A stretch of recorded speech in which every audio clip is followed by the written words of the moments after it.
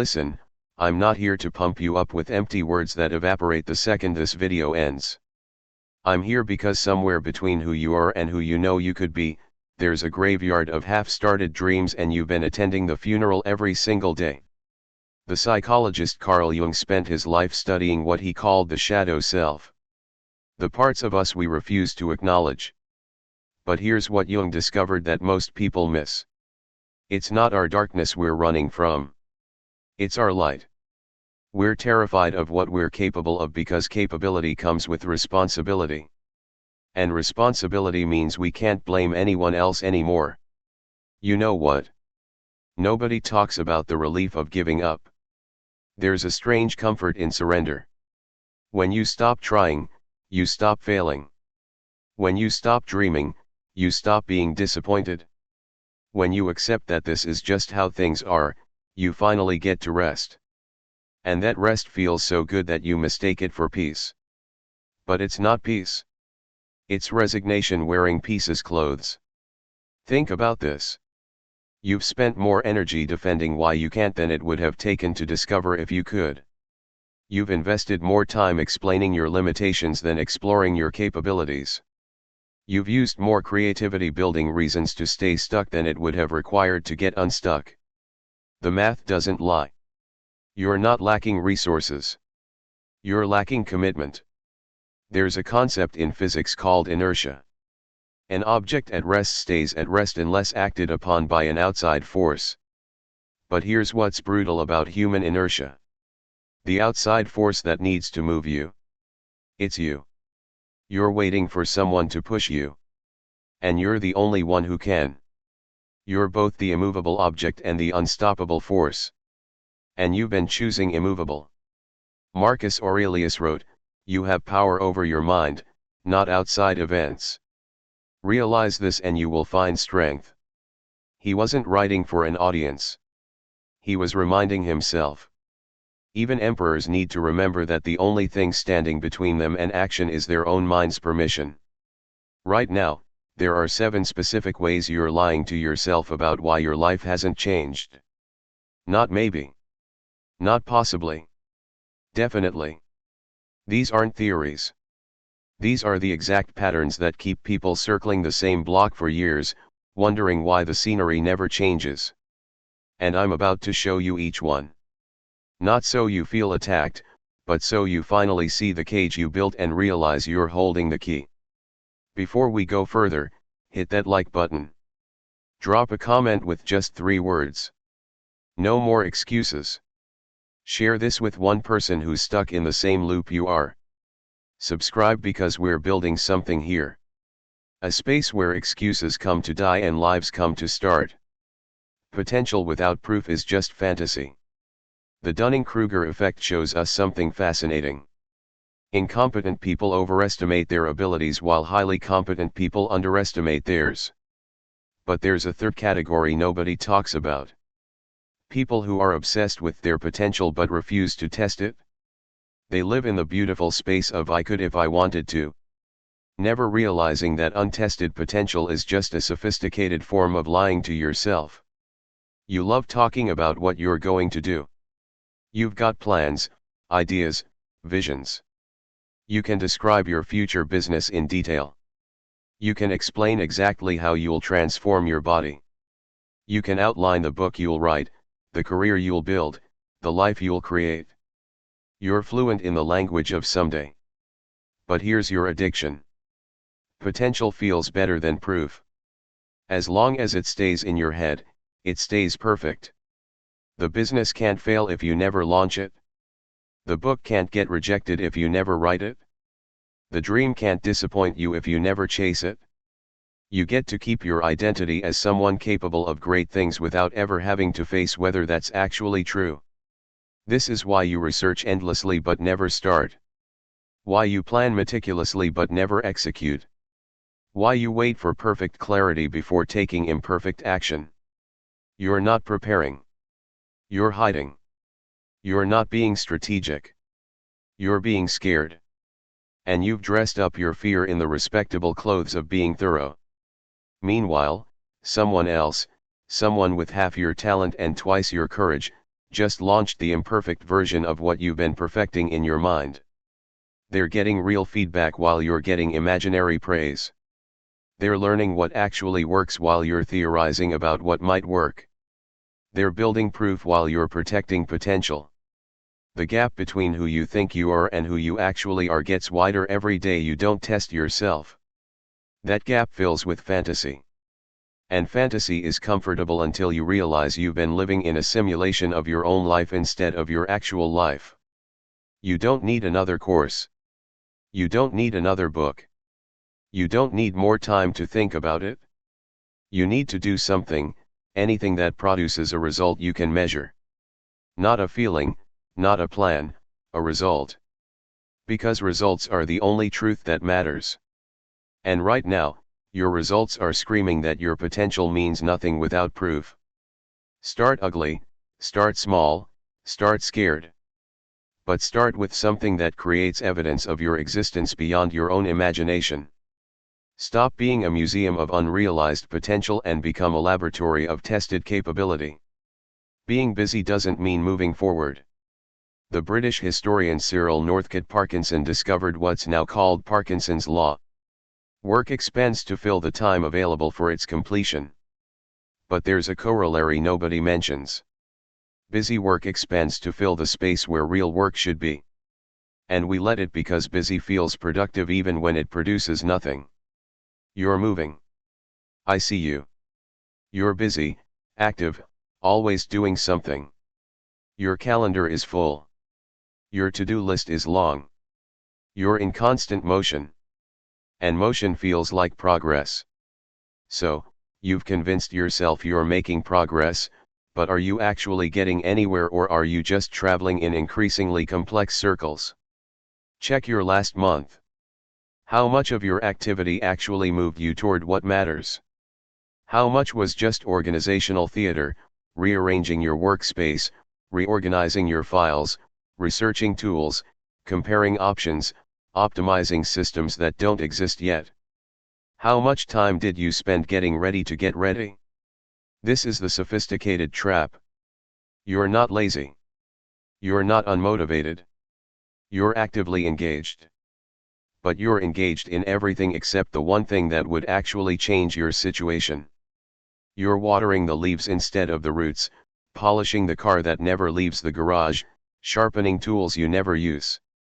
The entrepreneur spends months designing the perfect logo, but never talks to a single customer. The aspiring writer spends weeks setting up their writing environment, but never writes a paragraph. The person wanting to get healthy researches every diet and workout plan, but never breaks a sweat. They're all moving. None of them are progressing. Here's how you know the difference. Progress is measurable and uncomfortable. Motion is visible and comfortable. Progress requires you to face your inadequacy. Motion lets you feel productive without being vulnerable. Progress puts you at risk of failure. Motion keeps you safe in the illusion of momentum. You attend workshops but don't implement. You consume content but don't create. You network but don't build. You learn but don't apply.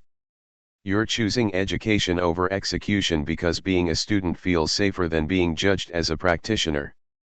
The brutal question. If you removed all the activity that doesn't directly produce results, what would be left? How much of your work is actually work? And how much is elaborate avoidance dressed up as productivity? Because the hours you spend in motion without progress are hours you're stealing from your own future.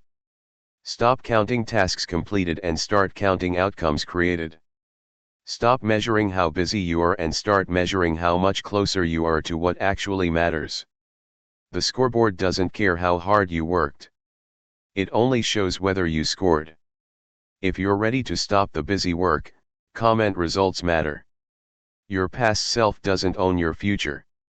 The human mind has what neuroscientists call an interpreter, a part of our brain that constantly creates narratives to explain our behavior.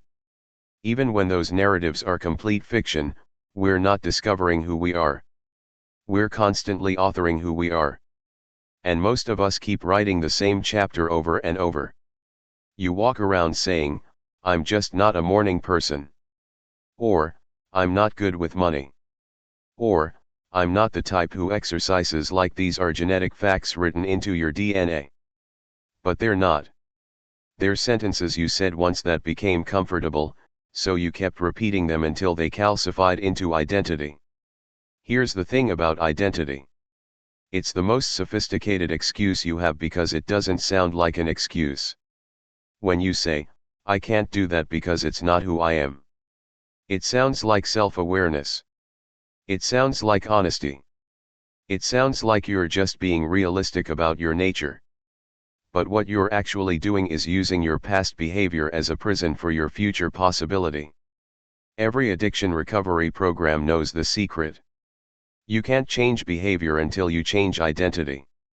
An alcoholic who says, I'm trying not to drink, still identifies as a drinker who's resisting. But someone who says, I don't drink, has changed their identity. And behavior follows identity like a shadow follows light. You've been running the same personality software for so long, you think it's your operating system, but it's not. It's just a program you got used to running. I'm shy means I've been practicing shyness so long it feels natural. I'm not disciplined means I haven't built discipline because I keep choosing immediate comfort.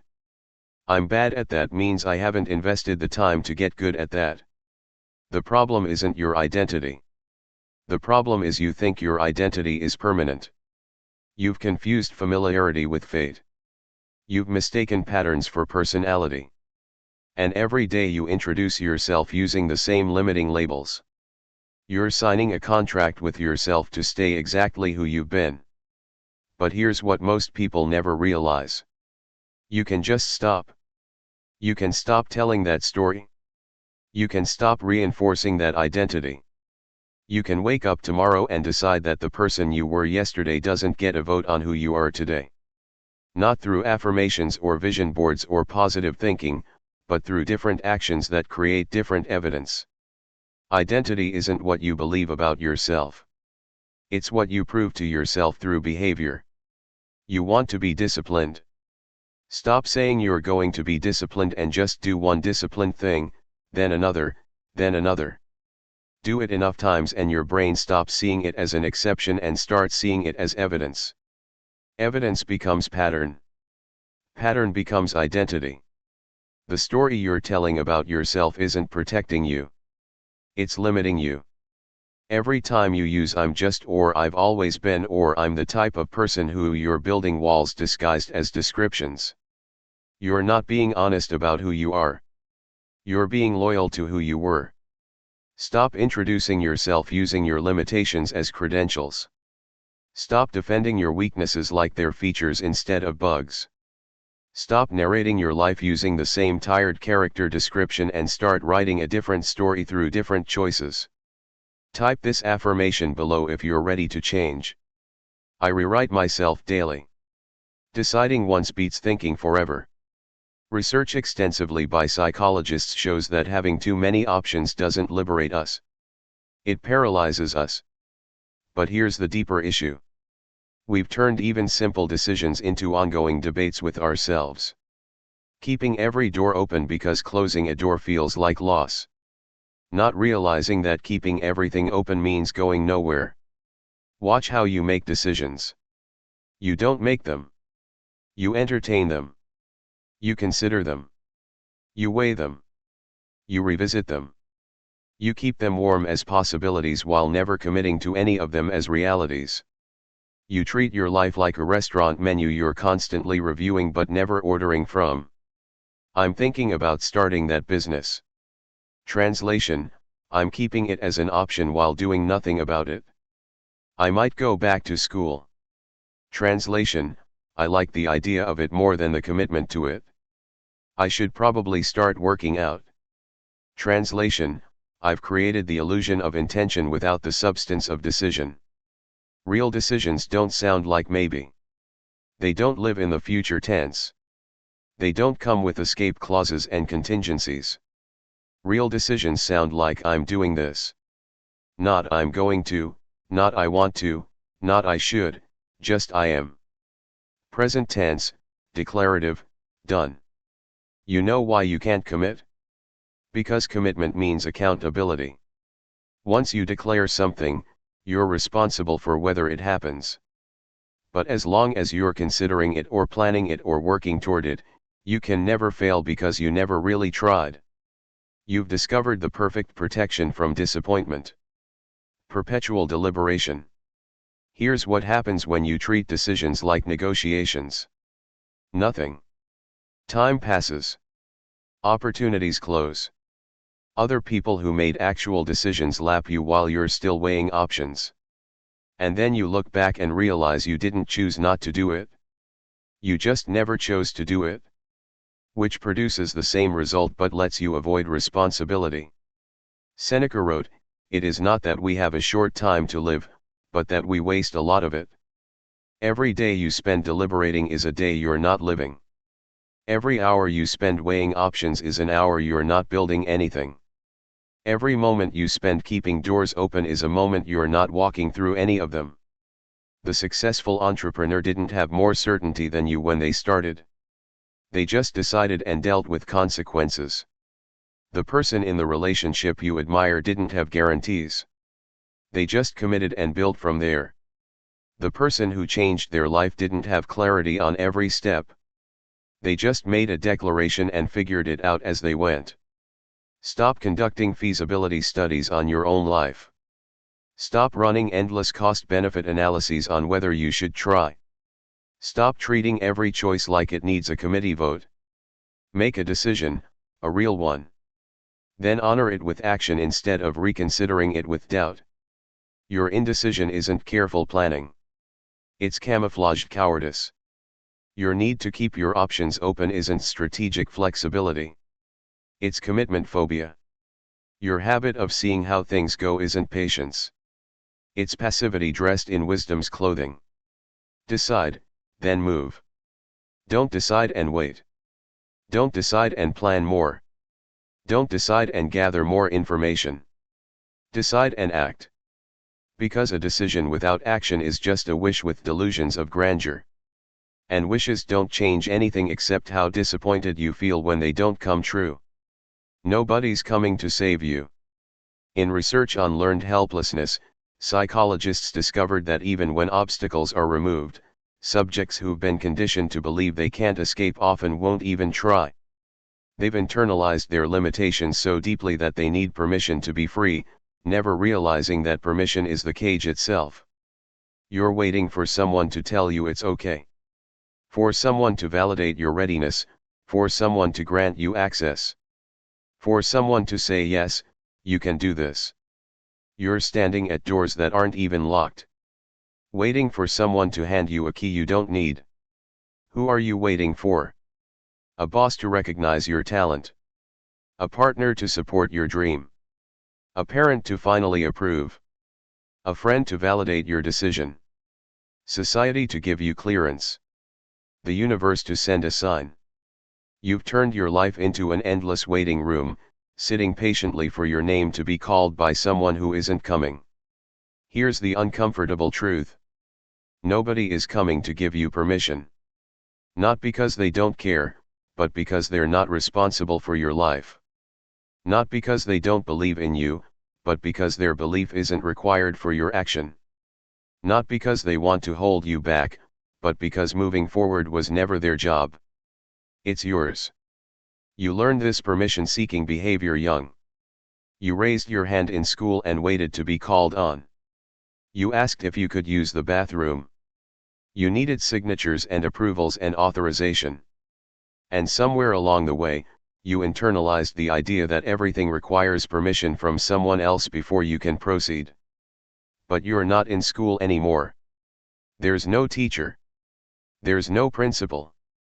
There's no authority figure whose approval you need to chase your dreams, start your business, change your career, end that relationship, move to that city, write that book, create that art, live that life. The person who started the company you admire didn't wait for permission. They just started. The artist whose work moves you didn't wait for validation. They just created. The leader who inspired change didn't wait for authority. They just led. They understood something you're still learning. Permission is a cage we lock ourselves in while holding the key. You want to know what's wild? The people you're waiting to give you permission. They're waiting too. They're waiting for someone to validate them. They're waiting for clearance they don't need. They're trapped in the same cycle, which means you're waiting for permission from people who haven't given themselves permission either. Epictetus understood this better than anyone. No man is free who is not master of himself. You're enslaved to other people's opinions. You're chained to their validation. You're imprisoned by their approval. And the cruelest part, they didn't put you there. You did. Stop asking if you can and start declaring that you will. Stop seeking validation and start creating value. Stop waiting for someone to choose you and start choosing yourself. Stop looking for green lights and become your own green light. The permission you're seeking doesn't exist outside you. It only exists inside you. And the moment you give it to yourself, you'll realize you've had it all along. You just needed to stop asking and start acting. If you believe it, declare it in the comments. I am enough. Knowing without doing is worthless. The philosopher Søren Kierkegaard wrote something that cuts through every self-help book ever written. There are two ways to be fooled. One is to believe what isn't true. The other is to refuse to believe what is true. But there's a third way he didn't mention, to understand the truth completely and do absolutely nothing about it. You know what you need to do. Don't pretend you don't. You've read the books. You've watched the videos. You've listened to the podcasts. You've attended the seminars. You've consumed enough information to transform 10 lives. Yet your one life remains exactly the same. You're not ignorant. You're informed and inactive, which is actually worse. Information has become your drug of choice. It gives you the hit of feeling productive without the discomfort of actually producing anything. You finish a book about building wealth and feel wealthy for a moment. You complete a course on fitness and feel fit temporarily. You watch a video about discipline and feel disciplined briefly. Then the feeling fades and instead of acting you consume more information to get another hit. This is the trap of intellectual understanding without embodied action. You think knowing equals doing. You believe awareness creates change. You assume that once you understand something deeply enough, transformation will happen automatically. But your life isn't a math problem that solves itself once you understand the equation. It's a canvas that stays blank until you pick up the brush. Here's what separates people who transform from people who just know about transformation. Implementation. Not perfect implementation, not flawless execution, just messy, imperfect stumbling forward action based on what they know. They don't wait until they understand everything. They act on what they understand right now and learn the rest by doing. You've turned learning into a hiding place. As long as you're still learning, you don't have to perform. As long as you're still preparing, you don't have to produce. As long as you're still researching, you don't have to risk. But this game has a shelf life. And that expiration date is approaching faster than you think. The irony is brutal. The information you needed to change your life? You had it years ago. Everything since then has been intellectual stalling. You don't need more knowledge. You need the courage to apply the knowledge you already have. You don't need more strategies. You need to execute the basic strategies you've been avoiding. You don't need more understanding. You need more action. Stop going back to the bookstore when you haven't implemented what's already on your shelf. Stop enrolling in new courses when you haven't completed the last 3. Stop searching for better information when you haven't used the good information you already have. You're not lacking wisdom. You're lacking willingness. The gap between what you know and what you do is where your life is disappearing. Every day that gap exists, you're proving that information without implementation is just entertainment. You're collecting knowledge like trophies while your life remains a museum of potential instead of a gallery of results. Take one thing you learned this year, just one principle, one strategy, one insight, and actually live it for 30 days. Not learn more about it, not refine your understanding of it. Live it. Breathe it. Make it real through action. Because understanding that never becomes behavior is just sophisticated ignorance wearing a graduate degree. Comfort is killing your spirit. The existential psychologist Rollo May spent his career studying what he called the anxiety of non-being, the feeling that you're not actually living, just existing. His conclusion was devastating. We don't fear death as much as we fear living without meaning.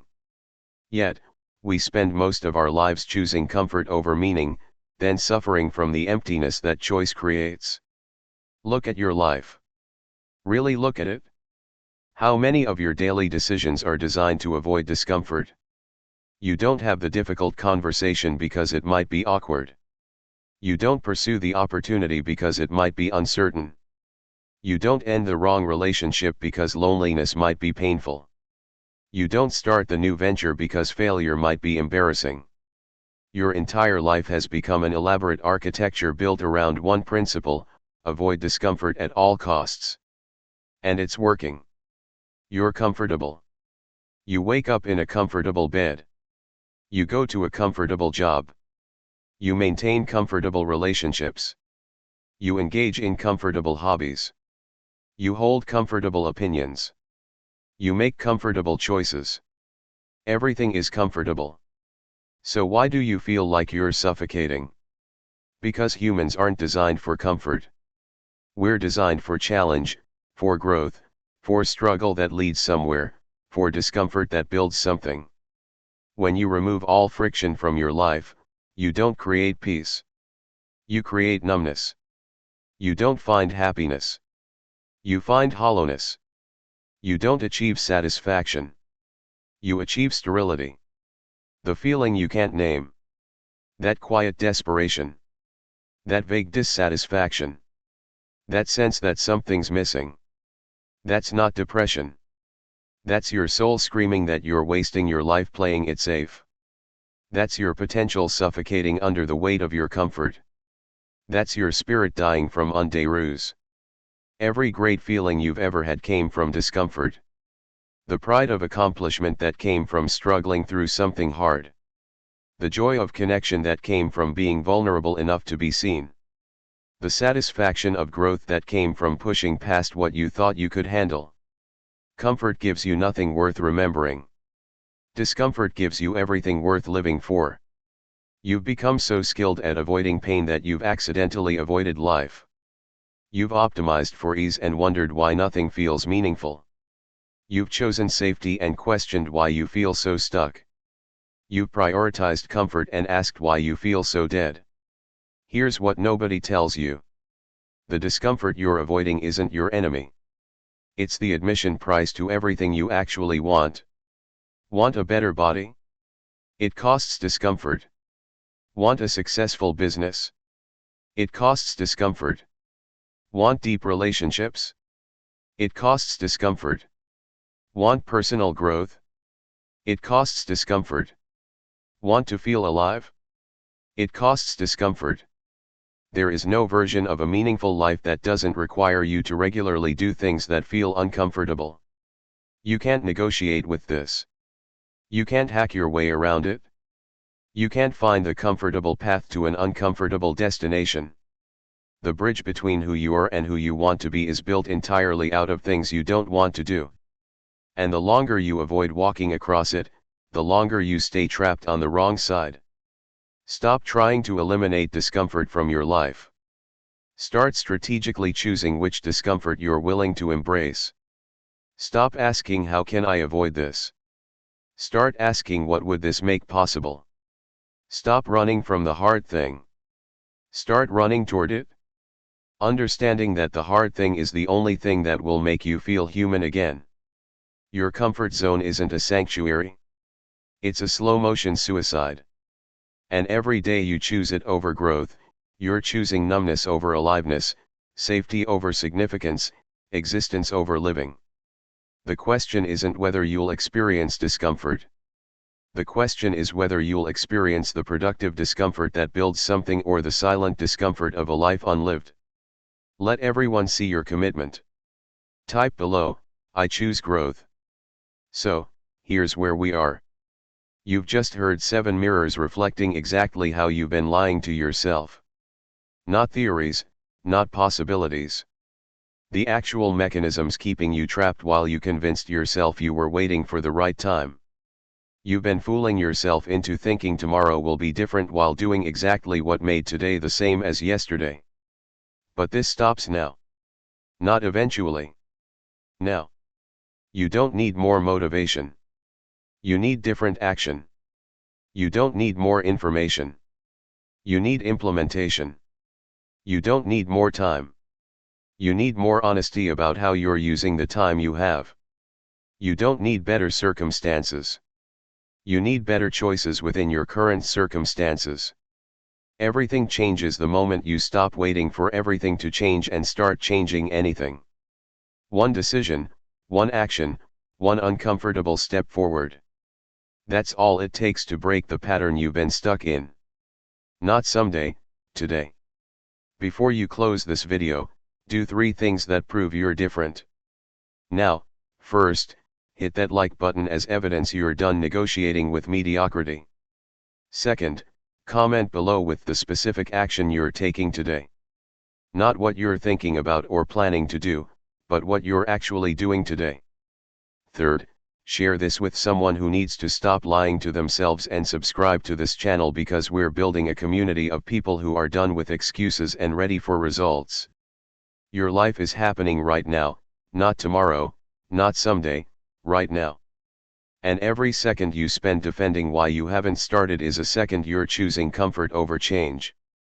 Stop defending. Start doing. Make it official. Drop this in the comments. I start now.